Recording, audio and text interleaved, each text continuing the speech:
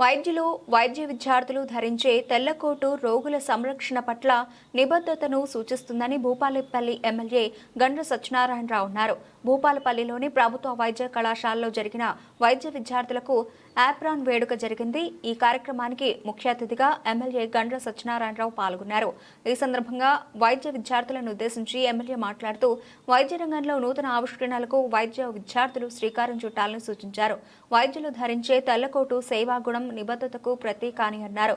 తెల్లటి కోటు కృషి, అంకితభావం, అభిరుచిని సూచిస్తుందన్నారు. వైద్య వృత్తి నైపుణ్యం, నైతికత, రోగుల సంరక్షణ పట్ల నిబద్ధతకు నిదర్శనమన్నారు.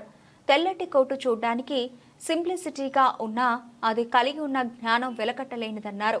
ఈ రోజు ఇక్కడ జరుపుకుంటున్న తెల్లకోటు వేడుక వైద్య విద్యార్థుల జీవితాల్లో మర్చిపోలేని రోజు అన్నారు. తెల్లకోటు వేడుకలు జరుపుకోవడం వైద్య కళాశాలల్లోనే కాకుండా ఆరోగ్య సంబంధ రంగాల్లో ఆనవాయితీగా మారిందన్నారు. వైద్య విద్యార్థులు జీవితంలో గొప్ప డాక్టర్లుగా రాణించాలని ఎమ్మెల్యే ఈ సందర్భంగా ఆకాంక్షించారు. తెల్లకోటు ధరించిన వారందరికీ కంగ్రాచులేషన్ తెలియజేస్తూ, మీరు ఈ భూపాలపల్లి మెడికల్ కాలేజీలో మంచి పీజీ వరకు చదువుకొని గొప్ప డాక్టర్లుగా పేరు తెచ్చుకునే విధంగా మీ యొక్క వర్క్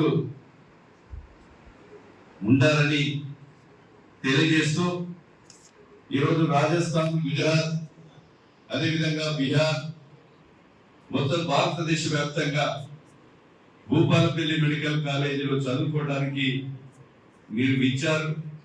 ఈ భూపాలపల్లి ఎమ్మెల్యేగా ఇక్కడ చదువుకునే మరి మీరందరూ కూడా మా కుటుంబ సభ్యులు. మీకు ఏ ఇబ్బంది వచ్చినా మా ఇబ్బందిగా భావించి,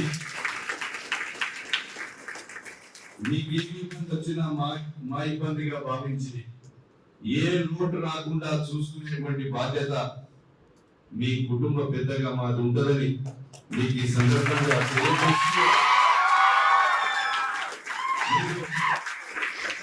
మొదటి సంవత్సరం, రెండో సంవత్సరం పోయినటువంటి విద్యార్థులకు హాస్టల్ ఫెసిలిటీ లేదని నా దగ్గర రాగానే తెల్లారి కలెక్టర్ని తీసుకొని మీ దగ్గరికి వచ్చారు. వచ్చి వెంటనే సింగరేణి వాళ్ళతో మాట్లాడి మీకు అకామిడేషన్ కూడా ఏర్పాటు చేసి, అదేవిధంగా ఈ మెడికల్ కాలేజ్ కట్టే బిల్డింగ్ ఓనర్ కూడా, కాంట్రాక్టర్ కూడా బిల్లులు వస్తలేవంటే ముఖ్యమంత్రి దగ్గరికి, చీఫ్ మినిస్టర్ దగ్గరికి పోయి ఆయన పెండింగ్ బిల్స్ కూడా దాదాపు సుమారు 2 కోట్లు ఇప్పించాం. ఇంకా 4,90,00,000 కూడా